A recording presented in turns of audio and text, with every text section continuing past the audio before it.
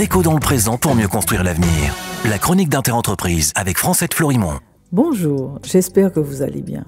Hier, nous avons vu que pour continuer allègrement à polluer, l'une des parades a été de partir du principe que le corps humain peut absorber une dose minimale de produits toxiques, même les plus dangereux, sans effet sur sa santé.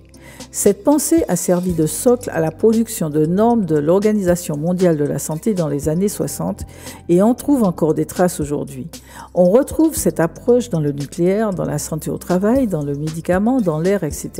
Pour le chlordécone, on parle d'ailleurs de valeurs limites de référence. Dès que la gouvernance par la maîtrise a montré ses limites, a débuté la gouvernance par le risque. Cette phase a commencé dans les années 70, en même temps qu'apparaissaient les premières directives européennes sur les substances chimiques et que se développait l'expertise internationale sur les risques sanitaires et environnementaux. Se développe aussi parallèlement la connaissance scientifique sur la toxicité de la chimie. Il commençait à être admis dans les milieux scientifiques que de nombreuses substances chimiques avaient un effet cancérigène sans seuil d'absorption. Mais leur interdiction n'était toujours pas envisageable, trop de dommages économiques. C'est à cette période qu'apparaît le principe de la balance à faire entre le bénéfice et les risques d'une activité économique. Si la balance penche du côté des bénéfices, on accepte les risques.